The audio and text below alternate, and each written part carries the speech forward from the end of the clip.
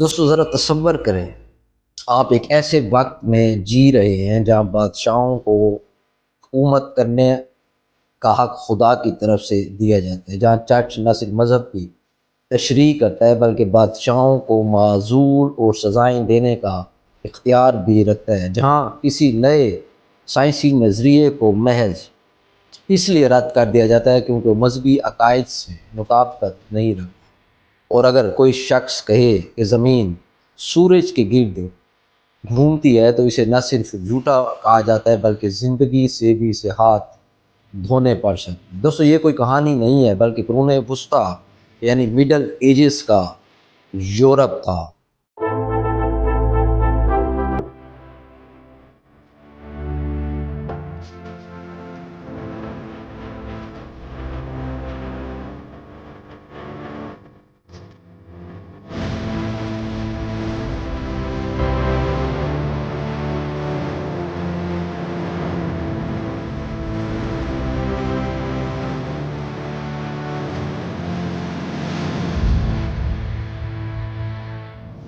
یہ وہ دور تھا جب چرچ ہر چیز پر حاوی تھا، ریاست پر، سائنس پر، تعلیم پر اور سب سے بڑھ کر انسانی ذہن پر۔ لیکن پھر ایک ایسا نظریہ آیا جس نے پرانے نظام کو ہلا کے رکھ دیا، ایک ایسا خیال جس نے نہ صرف حکمرانوں بلکہ عام انسانوں کو بھی سوچنے پر مجبور کر دیا۔ دوستو یہ تھا سیکولرزم، جی ہاں سیکولرزم۔ دوستو آج کی گفتگو میں ہم جانیں گے کہ سیکولرزم کیا ہے اور اس کی بنیادیں کہاں سے آئیں، انلائٹمنٹ کا عہد جسے ہم کہتے ہیں، اس نظریے کو کیسے اس نے تقویت دی، ابن رشد جیسے مسلم مفکرین نے اس پر اپنے کیا خیالات کا اظہار کیا۔ دلچسپ بات یہ ہے کہ سیکولرزم کیا واقعی مذہب کے خلاف ہے؟ تو چلتے ہیں ہم اس کو تھوڑا سا اس کا جائزہ لینے کی کوشش کریں۔ دوستو قرون وسطیٰ جہاں سے کہانی شروع ہوئی، دوستو یورپ میں قرون وسطیٰ 500 سے 1500 عیسوی کا دور تھا جب ریاست اور مذہب کے درمیان حد فاصل ہونے کے برابر تھی، اور بادشاہ اور چرچ کی مرضی کے بغیر کوئی فیصلہ نہیں کر سکتا تھا۔ چرچ نے خود کو نہ کوئی مذہبی اقدار کا مقصد بنایا بلکہ اس پر پوری اجارہ داری حاصل کی، اور کسی چرچ نے فیصلوں سے اختلاف کیا تو نتیجہ سنگین تھا۔ دوستو گلیلیو کو زمین سورج کے گرد گھومنے کے نظریے پر چرچ کے سامنے معافی مانگی۔ برونو بائر جو یہ کہتا تھا کہ کائنات لامحدود ہے، اسے زندہ جلا دیا گیا۔ عام لوگ بھی چرچ کے فیصلوں کے پابند تھے، اور اگر کسی کو ہیریٹک یعنی بدعتی قرار دیا جاتا تو اس کی زندگی برباد ہو جاتی۔ لیکن پھر ایک ایسا وقت آیا جب لوگوں نے سوالات اٹھانا شروع کیے۔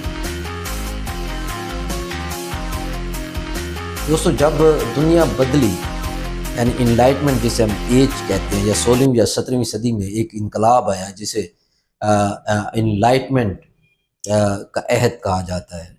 یہ وہ وقت تھا جب عقل، سائنس اور تجربے کو مذہبی عقائد پر فوقیت دی جانے لگی۔ ایک طرف جان لاک نے کہا کہ حکومت بادشاہ یا چرچ کا حق نہیں بلکہ عوام کا حق ہے، دوسری طرف والٹیئر کہہ رہا تھا کہ چرچ نے سختی کے خلاف آواز اٹھانی چاہیے، اور مذہبی برداشت یعنی ریلیجیس ٹالرنس کی وہ وکالت کر رہا تھا۔ ایک طرف روسو نے کہا کہ ریاست کو ایک مذہبی اداروں سے آزاد ہونا چاہیے تاکہ ہر شہری کو برابری مل سکے، اور یہیں سے جدید سیکولرزم کی بنیادیں پڑتی ہیں۔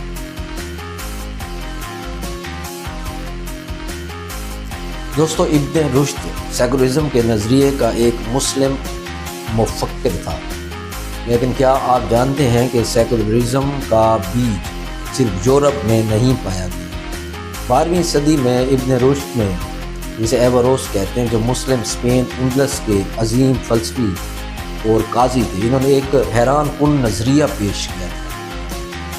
وہ نظریہ کیا تھا کہ اگر عقل کسی حقیقت تک پہنچے اور مذہب اس سے مختلف معلوم ہو تو مذہب کی تعبیر کو عقل کے مطابق ڈالنا چاہیے۔ یہ بات انہوں نے اپنی مشہور کتاب فصل المقال میں وضاحت سے لکھی۔ دوستو ابن رشد کا ماننا تھا کہ ریاست کو عقلی اصولوں پر چلنا چاہیے، نہ کہ محض مذہبی عقائد پر۔ علم اور فلسفے کو مذہب کے تابع نہیں ہونا چاہیے، بلکہ یہ اپنی جگہ آزاد ہوتا ہے۔ یہی نظریہ بعد میں یورپ کے فلسفیوں تک پہنچا اور سیکولرزم کی بنیادوں کو مضبوط بنانے میں مدد ملی۔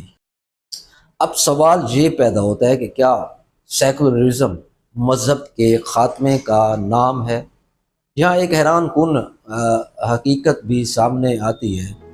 جارج جیکب ہولیوک، جس نے 1851 میں سیکولرزم کی اصطلاح استعمال کی، وہ نہ تو ایتھیسٹ تھا نہ ہی مذہب مخالف۔ اس نے کہا تھا کہ سیکولرزم کا مطلب مذہب کو ختم کرنا نہیں، بلکہ حکومت کو مذہبی اثر و رسوخ سے آزاد کرنا تھا تاکہ سب کو برابر کے حقوق مل سکے۔ اس کا مطلب یہ ہے کہ سیکولر ریاست میں ہر مذہب کے ماننے والوں کو مساوی حقوق دیے جاتے ہیں اور ریاست کسی ایک مذہب کی ترجیح نہیں رہتی۔ یہی وجہ ہے کہ آج دنیا میں کئی سیکولر ریاستیں موجود ہیں، جیسے فرانس جہاں ریاستی امور میں مذہب کا کوئی دخل نہیں، ایسے امریکہ جہاں آئین میں ریاست اور مذہب کی علیحدگی کا ذکر کیا گیا، اس طرح ترکی جہاں آتاترک نے خلافت کو ختم کر کے سیکولرزم متعارف کروایا۔ بھارت میں بھی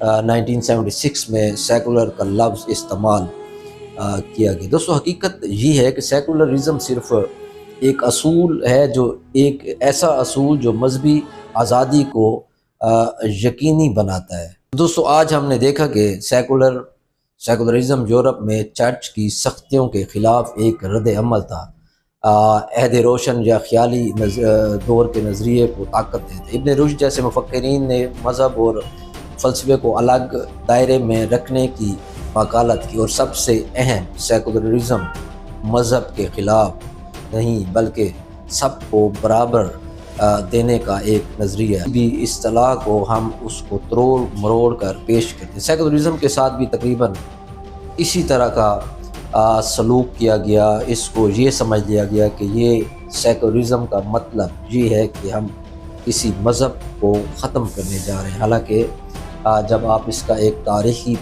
پس منظر دیکھیں گے تو آپ کو معلوم ہوگا کہ سیکولرزم صرف ریاست کے امور سے مذہب کی علیحدگی کا نام ہے۔